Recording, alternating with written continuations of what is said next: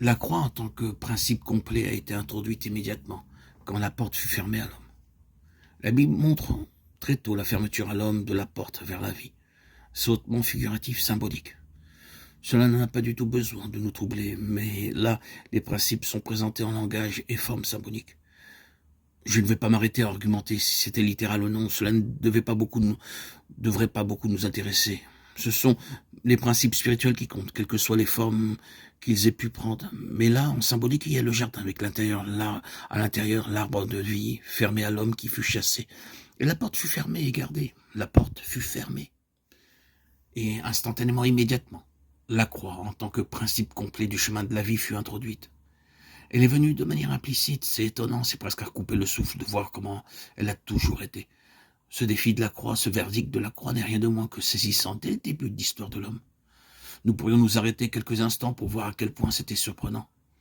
L'histoire de Caïn et Abel, dont nous traitons un peu plus en profondeur, est une histoire réellement terrifiante. L'homme qui accéda à la vie et l'homme qui trouva la porte fermée et interdite pour lui, sans accès possible, qui partit sur la terre en vagabond avec les plus horribles conséquences pour lui et pour sa civilisation.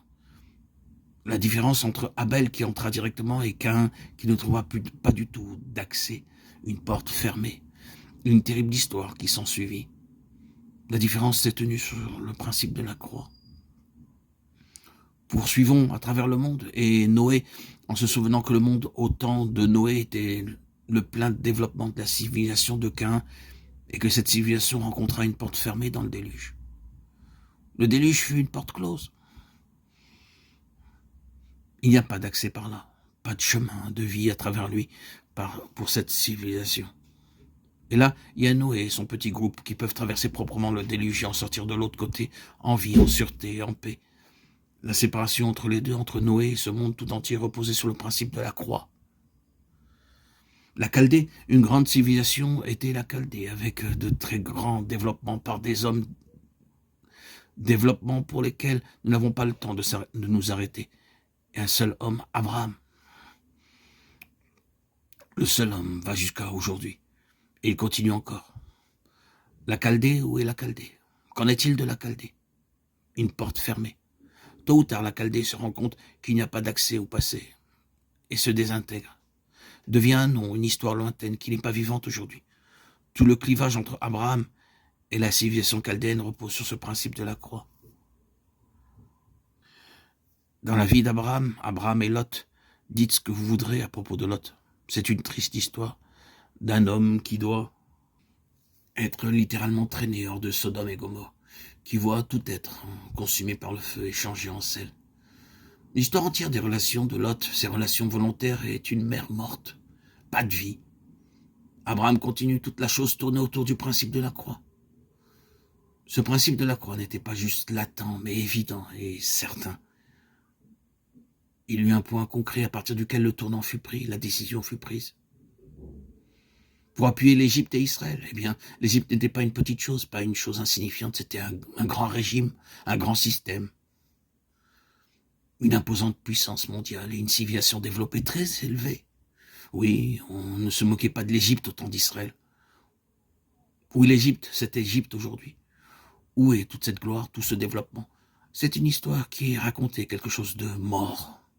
Aller jusqu'au sphinx, aller aux pyramides, ce sont des choses mortes, des monuments de quelque chose qui fut, il y a des milliers d'années, des millions, des milliers d'années, et qui maintenant n'est plus. Israël a continué, Israël n'est toujours pas mort. Toute la chose tourne autour de la nuit de la Pâque.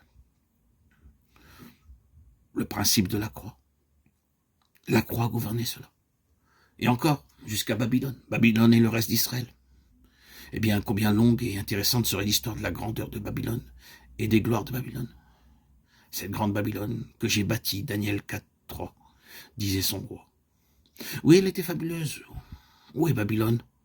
Parmi les 7 merveilles du monde. Mais où? Qu'en est-il de ce reste? Tout tournait autour du principe de la croix. Toujours dans l'histoire. Jusqu'à la puissante Rome. Quelle puissance mondiale, soumettant, assujettissant le monde à elle-même. Quelle structure. Quelle histoire, quelle vision. Des chrétiens à l'opposé des chrétiens sans défense, pauvres. Où est Rome et son empire?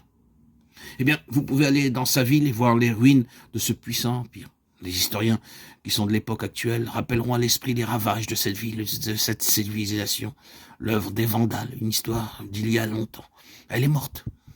Où sont les chrétiens? Nous sommes ici, nous sommes vivants, et il y en a beaucoup plus, et tout porté sur le principe de la croix.